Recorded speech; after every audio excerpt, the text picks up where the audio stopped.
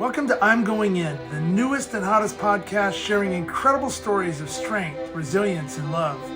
This podcast is about that moment when you face trauma or been knocked down and you decide, I'm going in. Whether it's to help yourself stand back up, to strengthen your faith, or to support others, this is where inspiration begins. Like and subscribe to my social channels and get ready to be uplifted as I introduce our next incredible guest on I'm Going In. Hey, welcome back to I'm Going In. I'm your host, Todd Blyleven, and today I've got just an incredible friend that's coming on as a guest. And this individual has done some absolutely incredible things in the world of sports. Get prepared here because we are going to dive into not only how he's helped athletes on the field through their mechanics and their overall throwing programs, keeping people just sane in between the lines, but the mental aspect is where we're really going to dive and how this crosses over into first responder space and your business space and everyday life and your well-being. And Alan, I'm really excited that you're here and our paths have reconnected. It seems like it happens almost yearly. And we've tried to do some business together.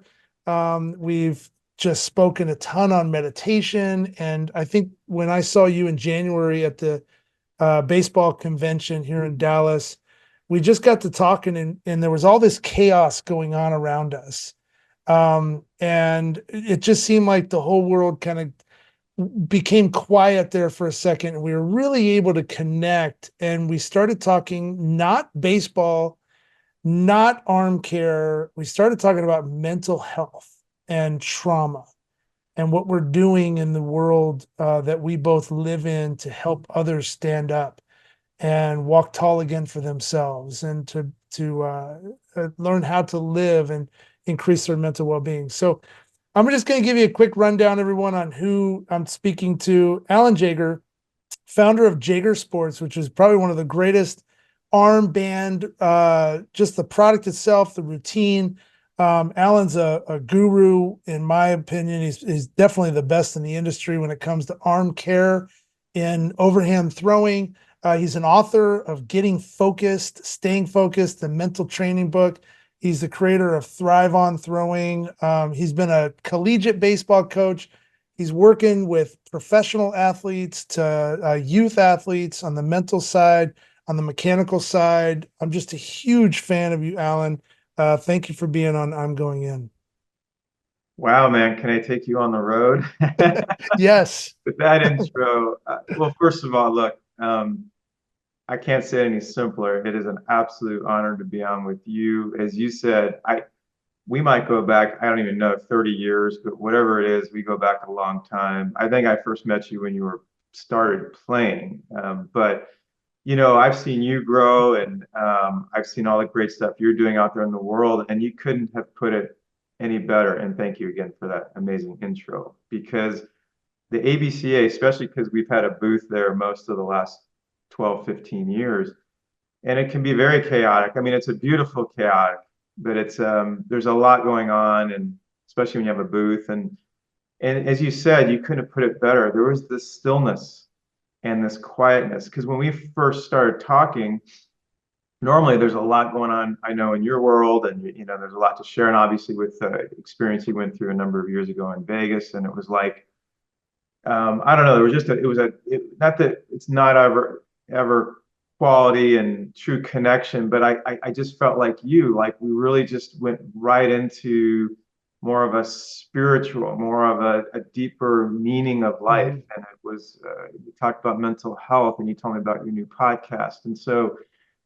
I was so excited, as I know, you were talking about this. And so the idea of us getting on a podcast to really dive deeply into this more from a life perspective, really excited me. And so, yeah, without any more to say, I'm just really looking forward to diving in with you today, buddy. Me too. Alan, let's take a step back because I think you look at your career path. Obviously, everything you've done, not only as a player and a coach and just working through the mechanical side, but when did you really start to realize, like, there's some mental health stuff going on. There's some mental wellness. When did you become kind of get this inner peace with yourself? And then when did you realize, yeah, I have something, I want to start sharing this with people and it's actually working? What was that like? What was that journey like early on? Yeah, well, as you know, sometimes it just takes our own traumas to get us to tune into a whole different way of life. And for me, it's really simple. I was a junior at Cal State Northridge, a pitcher, and it's a long story, but I basically went through something very traumatic off the field. Hmm. It really wasn't even something, well, the bottom line is this. It affected me to the point where I had to leave the team for maybe 2 months, and I did come back for the last maybe quarter of the season. But I was in a really, really tough, rough, scary place, and I didn't have any Hmm. tools. I didn't know what happened to me. I'd never, quote unquote, had any issues in my life, so to speak of. And all of a sudden, I just got hit hard by this. And again, I didn't know why or where or how.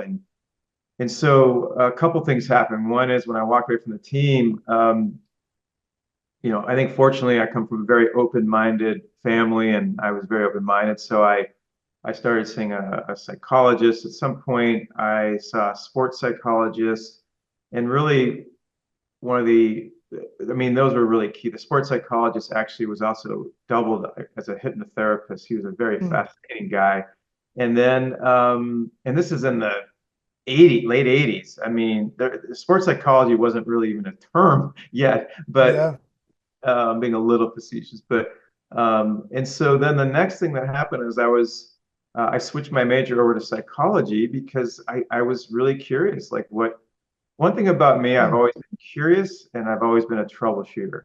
So for me, it's like I wanted to know the why. And so I'll never forget, I was in my one of my upper division courses at Northridge in psychology, and it turned out our professor was a therapist, but he had a strong Eastern background. And Hmm. and his class was called Contemporary Trends of Psychology. But what we really did is we went from the West with like Socrates and Plato, and we went all the way to the Far East. And one day he told, I mean, this guy was really cool. We as a class Wow. went to a retreat center for a day, an overnight sleep. Like it was so. Anyway, one day he told this Zen story, and I had no idea what Zen was. But it was such a cool story. And I asked him like where did that come from? He gave me the name of a book. And so long story short is that book led me to Alan Watts. And Alan Watts is considered really the first Westerner. He was an Anglican minister from England, but he Hmm. went to Japan to study Zen, and he was considered the first Westerner to go to Japan to truly study Zen and bring it back to the West. And he wrote a very, very well-known, respected book called The Way of Zen. And that book was the absolute, click for me. I mean, the psychology and the work and the hypnotherapy and that stuff was doing its magic already. But this really flipped my life because, in a nutshell, Zen is really about not thinking and trusting your instincts. And if you just take that and apply that to anything in life. Now, at the time, of course, I was applying it to sports because I was playing baseball and I was playing other sports for fun too.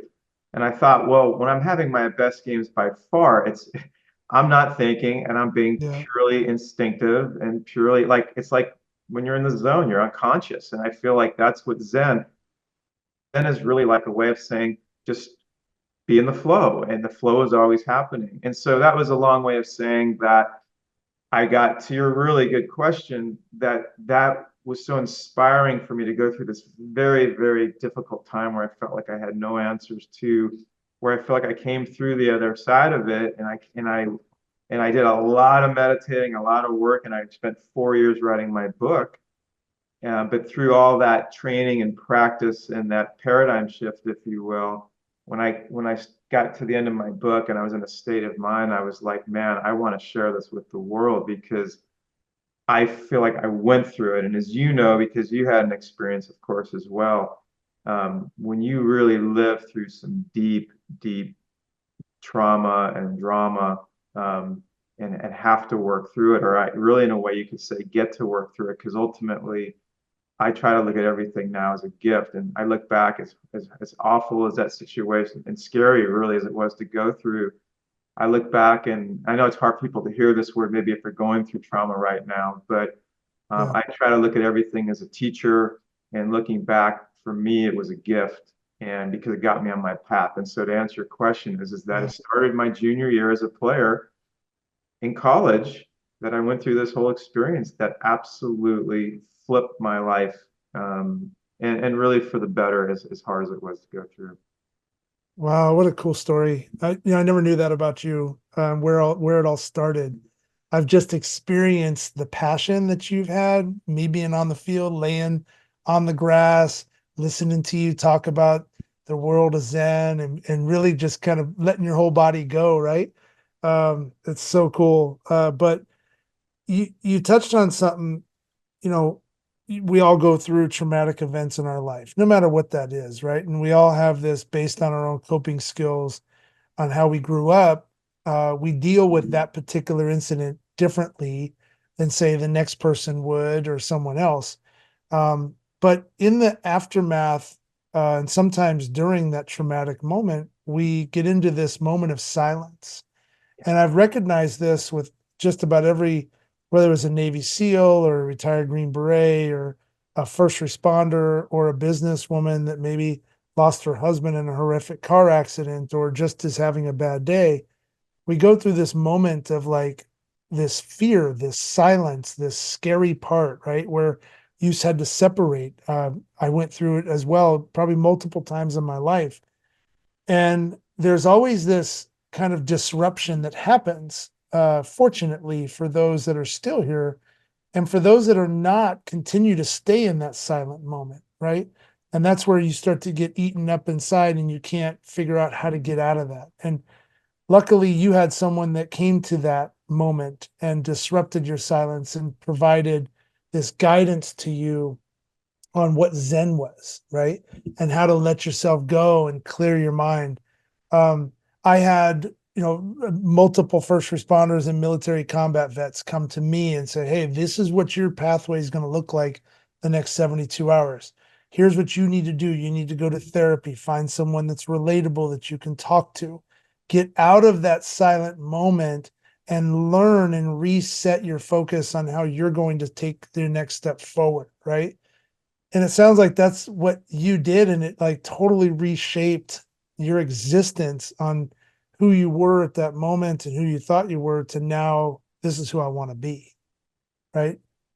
Yeah, and that's really important, because when you're going through it, as you know, and earlier I used the word gift, and I have to be careful because I know people are going through real trauma, losing people, post-traumatic stuff. And so I know a gift might be a tricky word. Maybe I would just say, like what you just said, it's just something that is on your path to maybe help you get to an even deeper, richer place in your life, even though the trauma Yeah. itself is tough. Um, but look, at the end of the day, I think that we're all on this earth and we're going through our path. And what I try to do now is look at everything as a guide. Maybe that's the best word to use when you go through trauma. Maybe instead of gift, I should use the word guide. It's a guide. And for me, I feel like that if you start to reframe it, I think what happens too is in our brain, of course, I've studied the brain a lot, but if you go through anything traumatic, your brain can then identify with the trauma, and then you can ruminate on the trauma. And that's what exacerbates it, of course. And I think that one of the things we can hopefully really discuss, that we are discussing today, I think it's going to be important, is that it's not to deny the trauma or deny the feelings you have about it, but it's to try to reframe it as soon as you can and say, okay, this process is going to help me grow. I'm going to get to a better place because of it. I'm going to get deeper into my own spiritual being. I'm going to get deeper into more of an appreciation maybe of life or whatever. But I think that the key is to reframe it right away, not because you're trying to deny it and not because you're trying to put a positive spin on it. But I really feel like that is our path. Our path is that we may have to go through these very challenging times, but then how do you use these times to maybe help heal, to process things in a way that we come out in a healthier, more meaningful place. And I think that that's just the bottom line, is really understanding that reframing, and also understanding, which I know we're going to talk about today too, how the mind works, and Mhm. why does the mind want to continue to think about something and exacerbate or ruminate? Like, what is that about? If it, instead of making it you're wrong for doing it or you shouldn't have those thoughts, it's more about understanding where those thoughts are coming from and then how to allow them to just sort of be, so that you can evolve and move into a new space, which Yeah. is really where you were going, Todd, with that idea of just coming back to being. So yeah, so I know we're going to get into that too. Yeah, we're going to get into a lot. I think it's great. Number one, I love this because it's two people that have been around the industry in a very tough industry. Sports is very tough, right? To be around. The mentality of people. I grew up in a tough household. No blood, no foul. Don't suppress everything, right? Don't cry. There's no crying in baseball or anything else. But uh, you learn through your trauma, and like you said, you can't tell somebody that's going through an experience that, hey, this is a gift, don't worry about it. But it really is, because you're going to come out of this stronger. And it's like Devin Smeltzer, a left-handed pitcher, in the Marlins organization now. He was a cancer survivor at 9 years old. He's got an incredible story. I had him on a few weeks ago, and one of the things that he said that just really resonated with me was, out of all the players and everybody, Chase Utley and all these things and the cool relationships that he's made, those players would go in to say hello to the kids, try to uplift their spirits. And it was really cool for the kids to see those powerful celebrities, coming in with their jerseys, or whatever. But it was always the survivor that Devin got more intrigued to learn more about, right? How did you get through this? What was your next step like? And you're touching on that right now with um, the gifting part, or like I look back on what I went through. I think it was a gift in a way. Of course, I don't want anyone to ever go through that, and you as well. But it reshaped my existence. It brought me back to where I can appreciate the colors in the sky and the butterflies and everything else. That's not hokey pokey. That's just the way it is now for me. And if I hadn't gone through the traumatic event or been blessed enough to be there for someone else in that moment, I don't know that I'd be this open and vulnerable, is my point, right? It's it's reshaped me. It has been that gift. And so when you talk about the that looking up to the survivor, looking up to the person that's telling the story like yourself, and you mentioned a couple different words that we're going to get into, like allow and continuum and meditation and those things. Let's take it now from a brain perspective on going through trauma and that what that mind goes through. And then how do you recommend, or when you work with people, whether it's on the baseball field or not, how are you taking that mind and then helping them understand how to refocus Mm. and get to that where they can take that next step to uh, walking tall again? Yeah, well, here's sort of a almost a reverse engineer way of saying it. So I always start whenever I first meet somebody, and if you haven't heard this before, I think you'll really appreciate this, especially playing from a sports background. But I think you can appreciate this from any background, which is the zone is always happening. And you can substitute the word zone for peace, or freedom, or love, um, or gratitude. You can say the zone is always happening. The question is, are you thinking about something that's taking you out of it? Mm, So when you start from that premise, now apply that to life. The flow, instead of the zone, we can say the flow. The peace, the freedom is always happening. The silence, the quiet is always happening. Think about your best game as an athlete. Think about the last time you were at a concert and you were lost in the concert, or watching a great movie, you were lost in the movie, having a great conversation with a friend, you got lost in the conversation like we did in Dallas, watching an incredible sunset.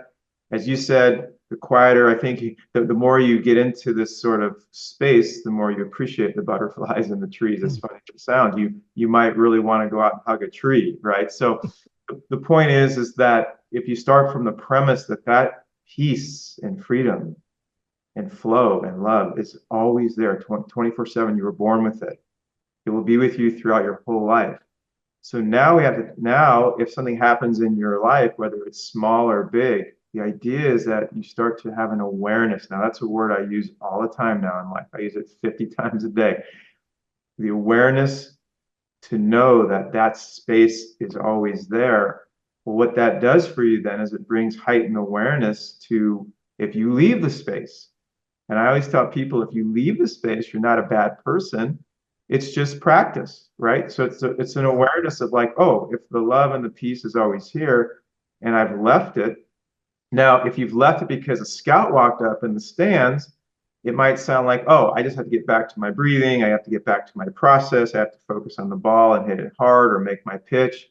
So it sounds like, well, that's a pretty straightforward way of dealing with a distraction. And someone else may say, yeah, but I was just, you know, at a car accident or something, you know, something very traumatic happened. It's not like I could just go back to my breathing. And but the point is this, is it's still the same type of process. It might take a little more work, it might take a little more faith, but at the end of the day, to answer your question, is that it is a practice. It's two things to practice. One is that you have a meditation practice where every day you intentionally put time aside to be quiet and to notice if thoughts come up, what kinds of thoughts they are, and if they're negative or threatening or sabotaging or ruminating about something out of your control from the past or the future, you can start to really develop acumen, skill to start watching the thoughts and being what I call neutral, right? So you're allowing them to be there. So how this all ties together is the meditation practice gives you a foundation like ground balls and fly balls and batting practice, right? You're just developing that skill. And why that's so important is that when you go out in life, that heightens your awareness to where if you're in the day and then a negative thought comes up about something small like, oh, I have a test tomorrow, or something very traumatic happened yesterday, and it might still feel very emotionally charged. You're still doing the same thing. You're practicing being neutral to whatever comes up, and you're learning to redirect your attention back to something that has nothing to do with that negative thought or trauma. And that is a practice. And the idea is that, and this is straight from Dr. Shana Shapiro, who's one of the leaders in mindfulness in the world. She's a professor at Santa Clara University. You can look her up on YouTube. One of the greatest lines I've ever heard, 5 words. You become what you practice. And so to me, that was a long way of saying that anything that happens in life for me, so to really back to your question, that is really the formula. The formula is to start becoming aware, A, that whatever's happening, and then B, what are my tools? And really what I teach are 2 very straightforward tools. They both have a lot of teeth in them. One is a meditation practice, and then 2 is to bring that meditation awareness, so to speak, into life and start to learn about this idea of being neutral and move on. Neutral, and it's sort of what you said earlier, control what you can control. And if a thought comes up, even if it's a little thought about a scout in the stands or a massive thought that may have some emotional charge about a traumatic event, the idea is it's still a meditation practice of just allowing, because remember, if the zone is always there, if the peace is always there, if the freedom is always there, 24/7 unconditionally, then it's a matter of me and my humanness and in my brain of starting to learn how to let that pattern or program or experience start to let it be the Beatles. Yeah. And now I need to really become this new practice of just trusting the silence and trusting the space and just trusting what's already happening. And that is a practice, but it starts with an awareness that that is all there. That's so cool, man. Like, and you know, you talk about it's redefining the silence. Yeah. It's redefining it to where, and it doesn't have, you don't have to have a particular place and a particular time. And to your point, going through meditation, if you've got a routine, but sometimes for me, my PTSD might flare up, and or I might just, the life might just become a little bit too difficult, like we all get, right? And it's what I've learned is how to go into my quick meditative state to control myself, to get back into that zone, that Zen moment where I'm relaxed. I'm taking control of this. Everything around me is safe. I'm identifying what is the pounding, what's knocking on my door, what's shaking or rattling me right now. And then I'm keeping it out in front of me. And I mentioned this a lot. Like one of the things I learned through my therapy and my journey through this aftermath, and I think there's never guarantees you're not going to have trauma anymore, but I always try to keep my trauma out in front of me. I think of it like a sphere, right? And as long as that trauma is out in front of me, that's my guide. So as I'm walking, I'm learning with each step, whether I go into a restaurant, whether I go, for me personally, going into crowds, right? I mean, with my traumatic incident that happened to me, things that would normally affect me pretty bad, I've learned how to keep that in front of me. And now when I walk into a position like that, I'm recognizing what this trauma, what this fear is doing. If the fear starts to back up on me and starts getting close to me, then I know, okay, hold on, I'm pushing myself. I have to do what I can to stop. And I think it's very similar to what you're saying with understanding what that zone is, right? And to I want you to kind of explain a little bit more on what I'm thinking, but in terms of keeping that trauma here, and when it starts to back up, I go into this, either I'm going to go to the bathroom for 5 minutes because bathrooms are normally quiet. I'm going to separate from that environment just for a few minutes to let my breathing calm down. I'm going to go into my room. I'm going to lay down just for 2 minutes, just so I can get my eyes closed and just get my breathing back. And I'm going to come back out. And now my sphere is back out in front of me, that trauma, right? So I'm learning how to deal with those things that come up on a daily. When you talk about the separation and getting back, how does that apply to your world and how does that relate? Well, first of all, kudos for you because really what you just did is you talked a lot about awareness. You have Awareness. heightened, what was that? Awareness. Yeah. You have a heightened awareness, and trust me, that's come from a lot of practice. Now, part of that practice could be therapy, part of the practice could be just taking your therapy out in life, part of the practice could be from meditating. But you have become highly sensitive now to what you can quote unquote control, which is your space. And so, because you have a heightened awareness, Todd, and you get into a situation and that space starts to feel closer to you, you have a heightened level of awareness to act on it in a safe way, in a wise way.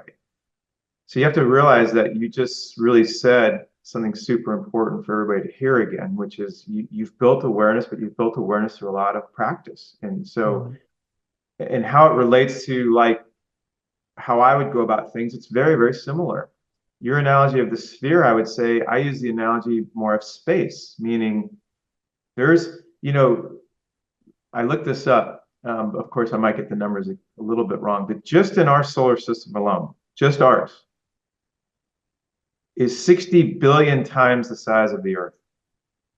Now, if you do the math, we can guesstimate probably 99.99999% of the solar system is space. So if we start from the premise that there's this space and energy available, like there's like this beauty, the beauty of the space, right? Like you could say the zone comes out of the space. You could say your best game comes out of the space. You could say your best moment with your friends or a sunset comes out of the space. Not a thought necessarily, it's the space. That's why people talk about the space between the notes, the space between the thoughts, right? Yeah. So I my metaphor is very similar in that there's a space, and it's almost like the second my mind starts to think, that to me represents sort of your um, stress or whatever it is that's starting to feel like it's getting a little closer. To me, it's represented more in a thought. I actually use the term formless, which is the space, right? Like an instinct is just a feel, it's just a go, versus form. And I use analogy a lot with the sun and the clouds. So maybe this will be a good metaphor for what you just to your question. Is I like to think of the sun as like this expanded space. And what is the sun? The sun is this beautiful light with energy and vitality. And there's no thought to the sun. It's like an instinct. It's happening naturally. So I think of the sun, and I want to identify with the sun, which is that safe space you were talking about. And then to me, if something negative is coming or whatever, that would be like a cloud. And so what I want to do, back to the word identify we talked about earlier, is I want to start getting better at identifying with the sun. So if a cloud comes near me and I'm starting to identify with it, maybe out of habit, maybe because, as you know, it was a very traumatic situation. So it's got a little more charge. So it's not maybe a little cloud, maybe it feels like a big dark cloud. But that sun is always there. And so Right. back to your metaphor, for me, is I do basically what you do. You went to the bathroom or somewhere to go get quiet. For me, I know that ultimately what I just need to do is to sort of reclaim or really just expand the space that, by the way, is always there. I just Hmm. need to stop. I want to get quiet. My mind may still, by the way, be thinking about stuff. My body may still be feeling stuff. But I want what I consider the I to be more of the beyond the me, the space again. I just want to stop and be quiet and just allow what's already there to breathe and express itself. Like I want that to be the bullhorn. I want that to be the expression. And so you do Yeah. a great job of it when you notice this cloud coming near you and you stop and you say, wait a minute, I don't want to identify with the cloud. I don't want to feed the cloud. I don't want to engage the cloud. Not that I'm in denial of the cloud, but I want to let it be there, allow. And I want to go somewhere where I can identify back with my space. And I want to pump oxygen into my space. And for you, you have tools, which is very, very powerful. So by the way, you're becoming your practice. And as you keep moving forward in life, I would perceive that these situations, if they come up, that they might have a quicker transition. They Right. may come up less and less frequently. And I just feel like that you're just becoming more and more of the practice. I appreciate that. Yeah, it definitely it's a learning piece, right? But I'm also vulnerable enough and accepting, and I know I'm tough enough to be able to acknowledge when I need some time, right? And that's the hard part too, is I think like taking it like from a sports perspective, the late great Ken Revisa, that was so amazing in terms of giving those tools like you do when you're out on the mound and you're going 3-0, you just walked a guy, you can't find the zone. What do? Your anxiety's pumping, right? Well, I'm either going to get back on the rubber and I'm going to toe it up and I'm going to try to throw harder, or I'm going to take a trip around the mound, right? Control my zone, get the space, absorb it, let things slow down, control my breathing. There's all these tools that we're taught as an athlete, right? Well, at least if you're lucky enough to be around people like yourself, you're learning and you're listening and you apply it, and all of a sudden you get back on and maybe you throw that strike and now you're back in it, right? But in life, whether I'm a teacher and I'm getting out of a class and I'm just, going crazy, or I've got too much work, or I've got bills, or whatever that is that's pushing you down, at some point you have to apply that same methodology, right? But you also have to be able to say, okay, hold on, I can't do this myself. Or I'm recognizing this, slow down, stop, take care of myself, even if it's for 30 seconds, just let yourself breathe. It's going to be okay. The sun, like you just spoke about, is there. I got to deal with this dark cloud right now. I'm going to focus on it. I know it's there. You just take care of one thing at a time. And I think we don't do that, right? We don't acknowledge openly enough. We don't accept it. We're not vulnerable enough as people. We try to tough through it. And that's where we get in trouble, I think, a lot of times. And that's where those headaches just keep pounding and knocking on the back of your skull. Or you walk the next guy and then you get so frustrated, you walk the next guy and you go and you beat up a chair or something in the locker room, right? And now you're out of a job, you get released, whatever.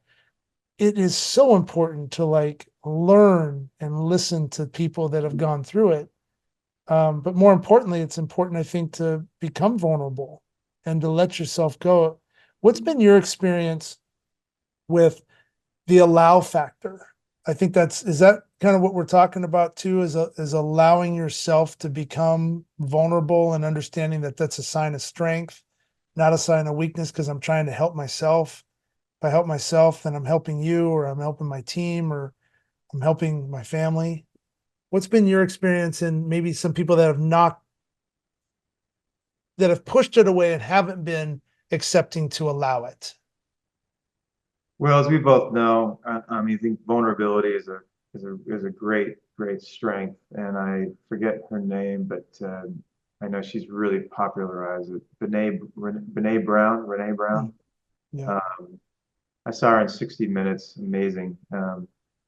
And I think, as you said, look, we grow up, especially males. I think we grow up with a mentality of, pushing through it and toughing it out, as you said, no blood, no foul. That's hysterical.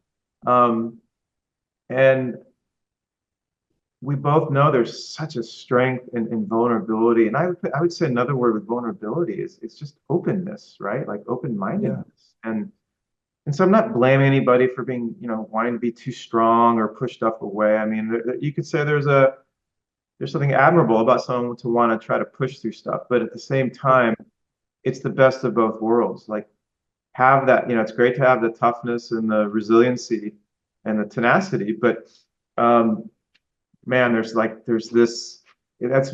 lot in the Far East about less is more, right? And the quieter you are, Bruce Lee, the quieter you are, the faster and more powerful you are. So to me, I think of more of those words like quiet, vulnerable, open, that are strengths. And as you said, for whatever reason, it seems like males not that it doesn't apply to females too, but it just yeah, seems like there's more of that. So the point is this, is if you're listening to this, whether you think you need to be macho or not, at the end of the day, there is so much to gain from being open and being vulnerable and starting to get more, as you said, into this allowing mode. Because when you're allowing things to be, you're not fighting it, you're not resisting it. You're letting things be, and then you can go to school on it. Maybe that stuff you're letting be is you can discard. It's not helping you, or maybe there's something in there that needs to be that wants a voice. That's a teacher. yeah, But either way, you want to know what's there. And that's why to me meditation is so powerful, because you're intentionally putting time aside, not just to relax and clear your mind and be quiet and have peace. Those are all very profound reasons to do it.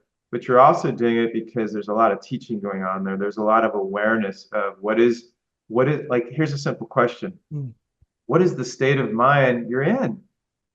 And really, to your point, Todd, part of meditating is being vulnerable and saying, I want to be open to hearing what's going on in my mind, because maybe there's things going on in my mind that I'm not happy about, or maybe they're a bit scary, and that's I huge. don't want to face that. So I think at the end of the day, there is a strong connection naturally with being vulnerable and growing and being open, and this word allowing.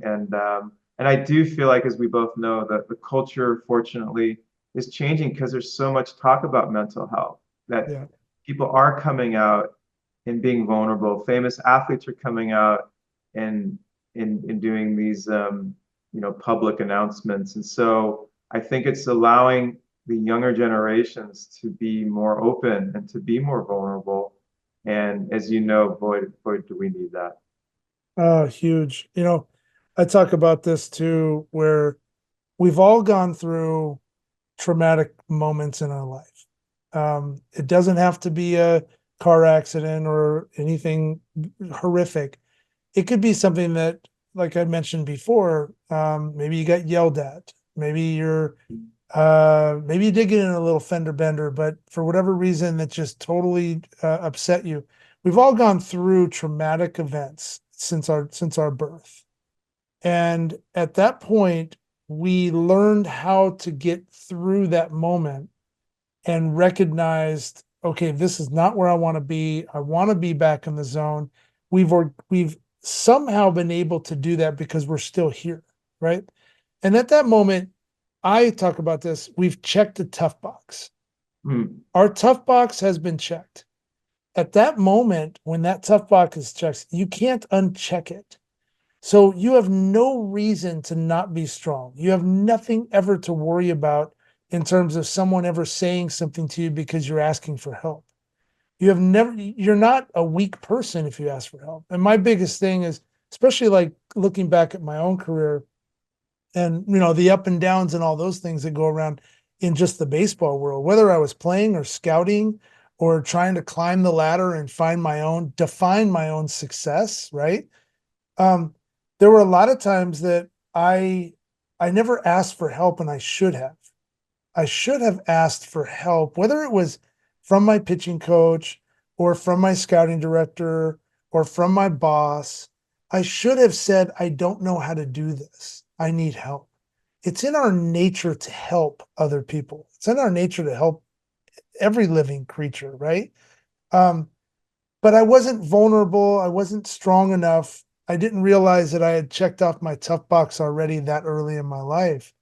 And I think that can eat people up a lot. And I know you work with a lot of athletes, and I think athletics is such a pinnacle peak of understanding how to motivate yourself and put yourself into a mental tough area where you're clear-minded pitch after pitch or play after play or whatever, right?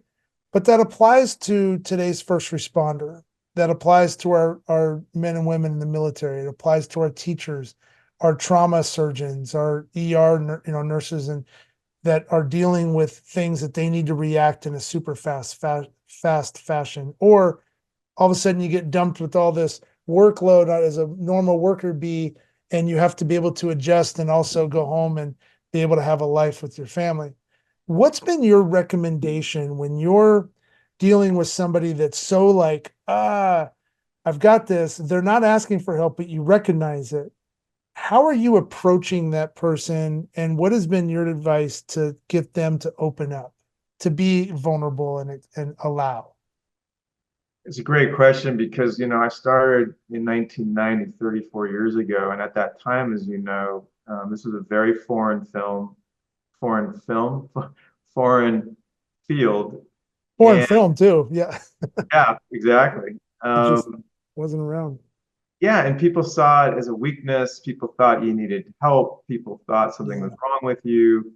So it was a tough fight for the first 10 or 15 years, if not more, for me, as far as, so this came up all the time, to your point. And of course, Yeah. nowadays it's gotten a lot better, but it's the same idea. And so I always go to a few go-tos. One is I always start from the premise of that asking for help or wanting to get better is a strength, no matter what you think. In other words, it seems like the best, so many of the best coaches I know are also the most open-minded. They're the most interested. Mm. They want more information. It's a strength. So the first thing I try to do is I just try to explain to them that this is strength.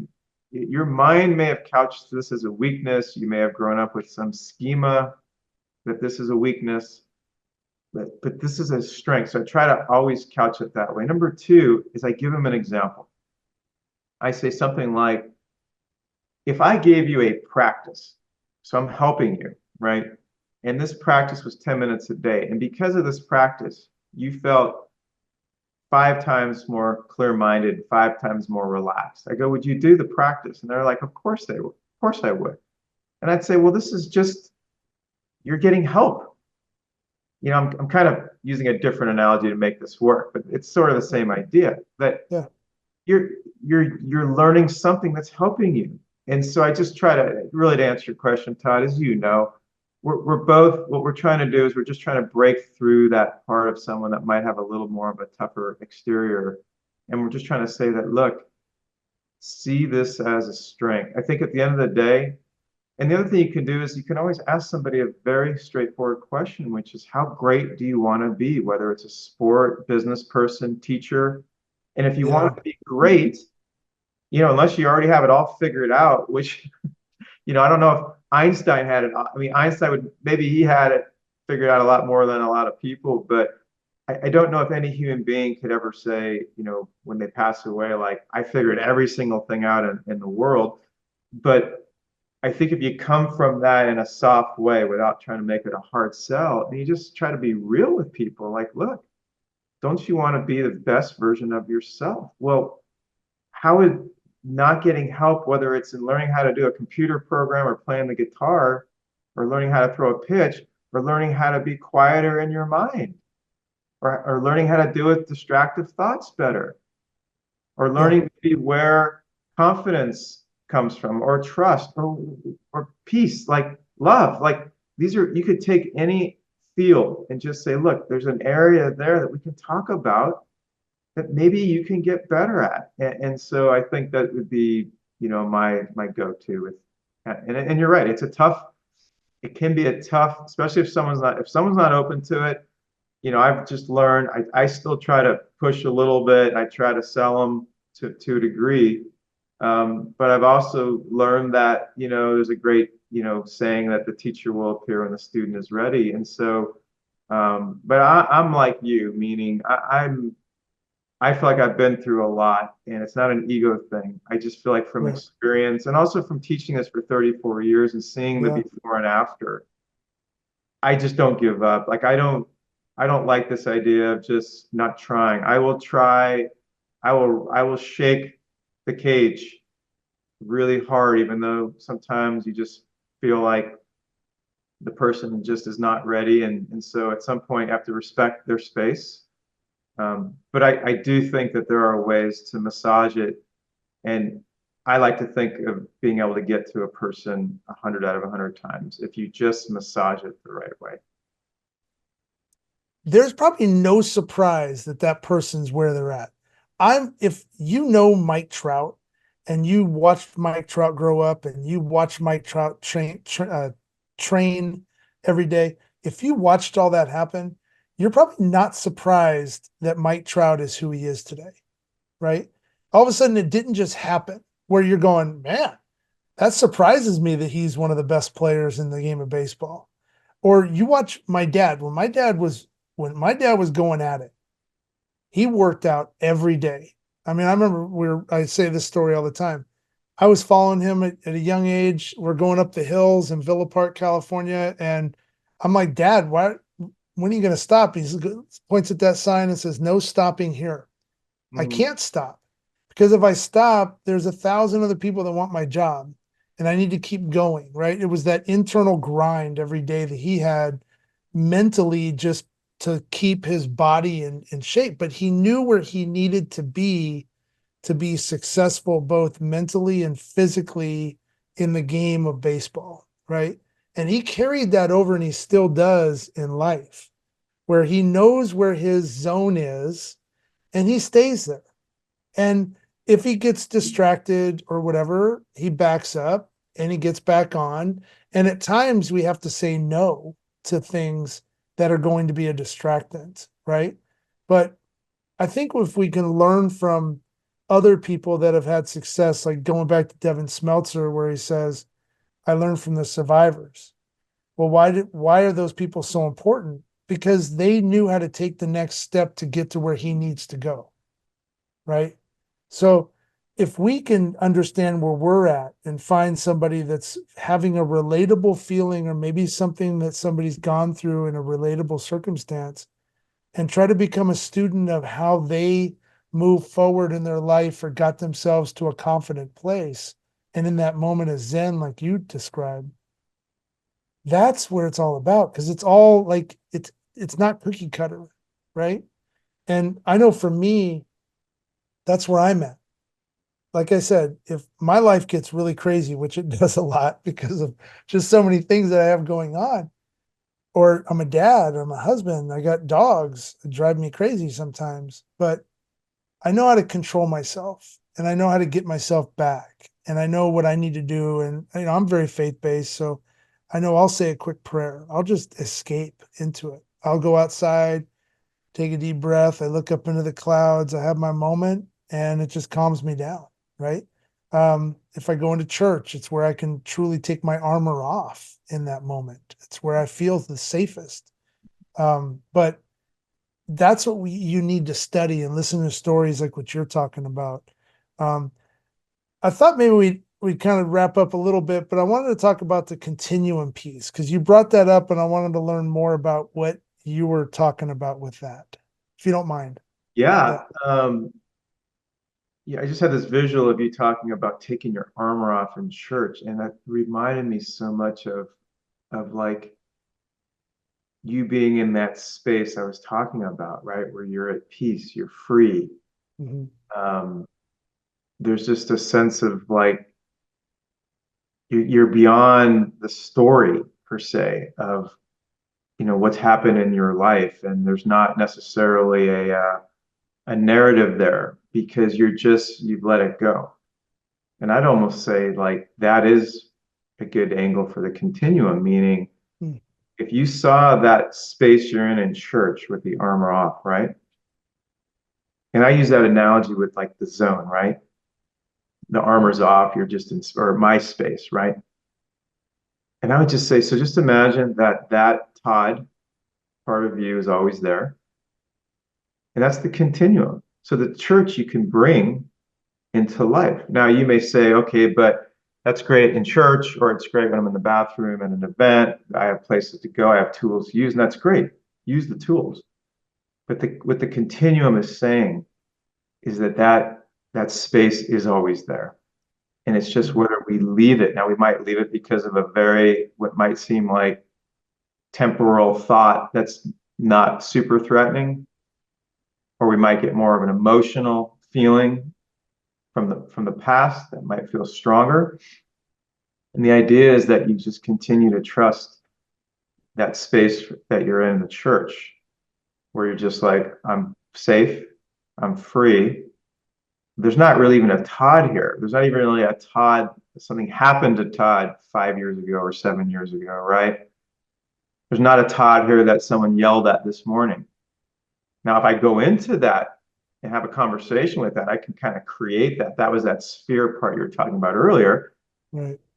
And so really the continuum is that whatever you could say whatever your faith is, you could say whatever your belief system is, you can say whatever you feel in your core is your true, I use the word being. Like who are you just when you're being? In other words, lost in a good movie, lost in a good song, Mm. lost in a good game, lost in a good sunset at church where you feel like you're very safe. And that is the continuum. And when you just know that, so to your question, when you just know the continuum is always there, there's a sense of like relief, and there's also a sense of awareness that I have somewhere to go. And I'll tell you one other thing that you can, this again is maybe practice, but it also helps to keep things very simple, which we all want in life, and Mhm. light, because you start realizing that, wait, here comes some heaviness. Here comes a little cloud. Here comes a big cloud. Here comes a dark cloud. I'm not trying to minimize how that may feel, but the practice is to keep, and I use this word a lot, which I haven't used yet today. The practice is you keep defaulting Mm. to the continuum, whether you're physically in church or you want to visualize yourself being in church, or the feeling you get when you go into the bathroom, or the feeling you get when you look up at the sky, as you said earlier. And you might have a bunch of them built in because you've been practicing this. You become what you practice. And so I would just sort of, to wrap that up in a nutshell, I would just say, look at the continuum. Is that most optimal, safe, free, natural place, like the analogies we used earlier, the sunset, a great conversation, being in church, wherever it is for you. And for me, it's space. when I go into space, which sounds funny because you can say, well, here's Alan. What do you mean space? There's Alan. I actually physically feel like I'm removed in a way, which is Mm, funny. When we talk about the zone, we also use the term out of body experience. mm, So for me, this idea of really being out of body in a way, being more in the space, back to the universe is 99, 60 billion times the size of the planet mm, Earth. yeah, I want to be in the universal. Like I want to feel all the energy of the space yeah, that's already, let's call it in harmony. It's already doing the magic. That's the flow. So I want to just be there. And that for me is a continuum. And then if I leave that and go into a thought, which might seem simple, but maybe I dwell on it, or maybe I worry about it, or maybe it's something traumatic that I start to engage. And so to me, I've left the continuum, even though, not to confuse anybody, but the continuum is still going. Even if you yeah, think you left it, it's still there. And so I love that description, that metaphor, because I just feel like that we can all, it gives us all a lot of peace of mind, just knowing it's there, even if we don't feel like we can feel it fully or feel it even at all in that moment. To just know it's there, and again, you have tools that help you connect to it. And yeah, I hope that people listening to this today, um, some of the things they can pick up from our conversation is that A, aware that this is all, what's here, and B, to start having tools to start driving them toward this space. And also, I would say to have the tool of being aware of when thoughts come up or if a trauma comes up. Really, the main tool I use with people is this idea of just being neutral. Just let it be there, allow it to be there. I know it wants to have a conversation, I know it wants engagement.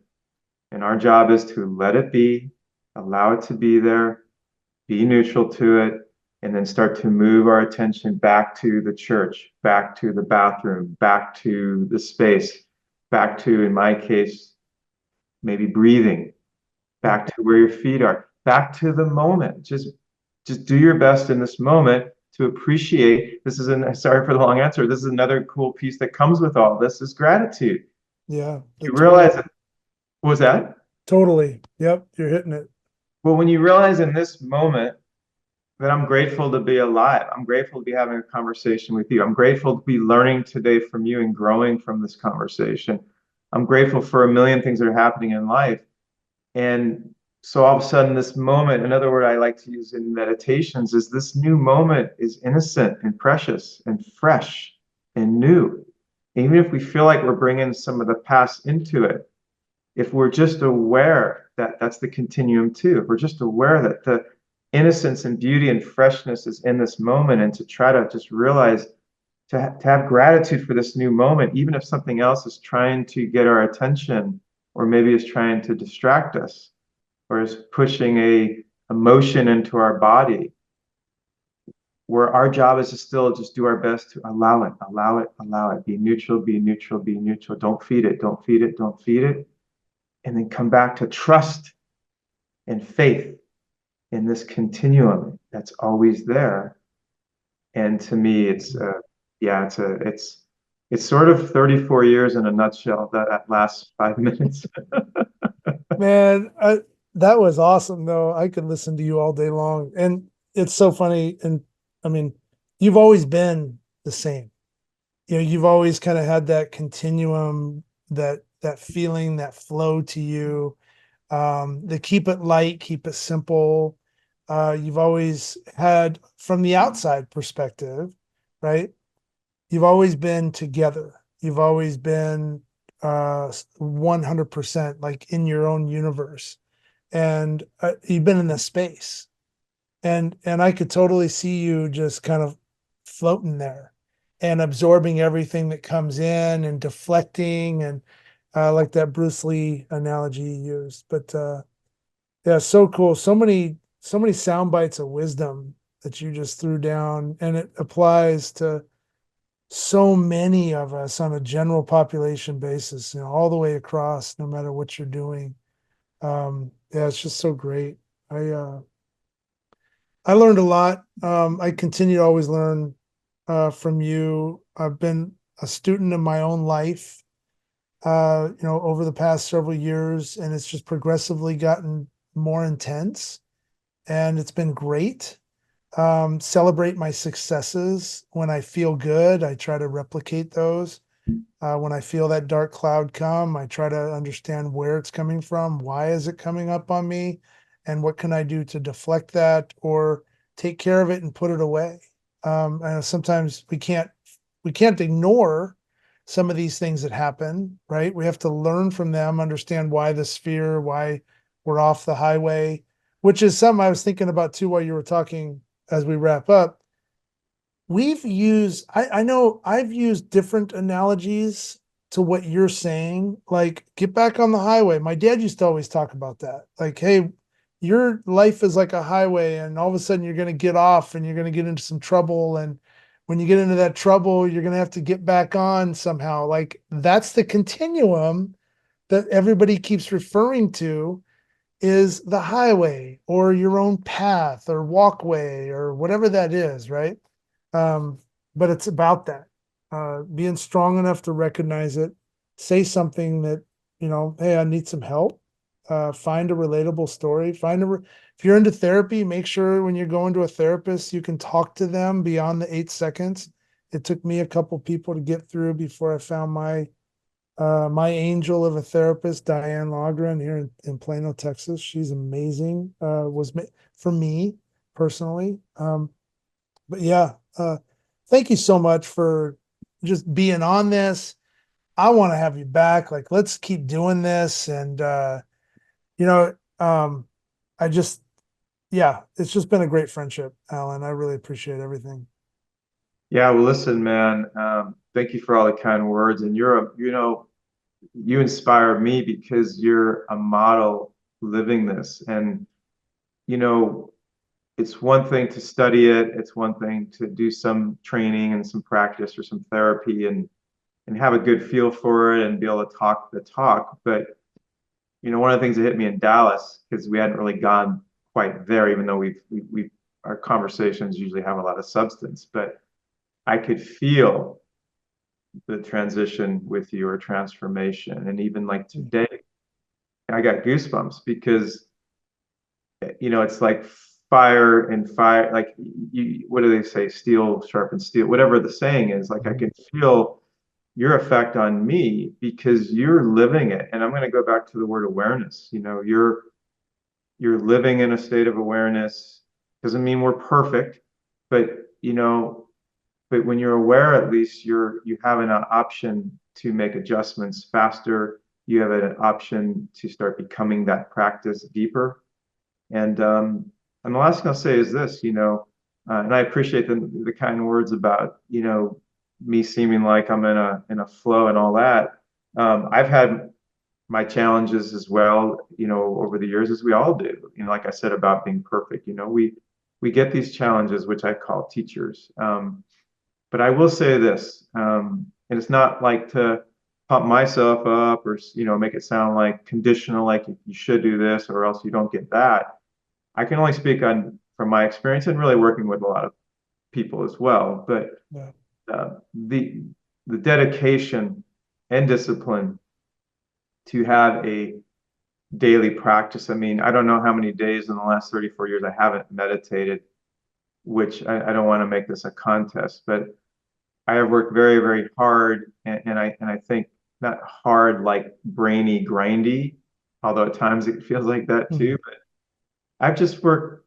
Maybe the word is dedication. I've just been very dedicated to my meditation practice, and not only to just sitting in my meditation where I practice, but for the last 2 or 3 years, maybe the last year especially, I've been very dedicated to bring that continuum, that meditation wherever I go. And maybe that's a good way to kind of summarize this, which is for me now, life is the continuum, meaning even right now, it is a meditation. Like there is a sense of awareness. Am I connected? Am I in communion with you? Am I speaking from a place of just sort of flowing, or am I thinking about all this stuff? Am I worrying about something later on today?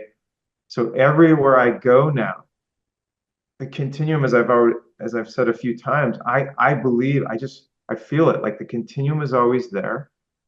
And so I want to be connected to that as often as I can. And again, I'm not perfect. Maybe I'll go into Alan's brain about something and worry about something.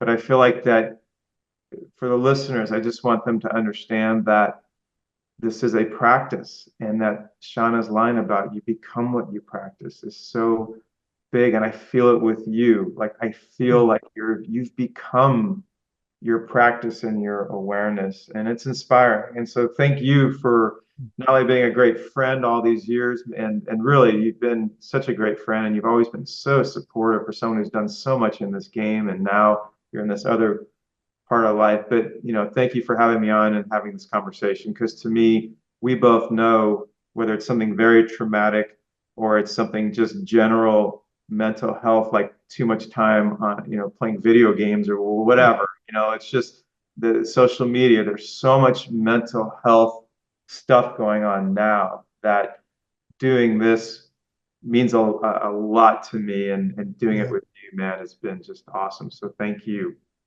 Yeah. No, let's continue to keep the fight up, right?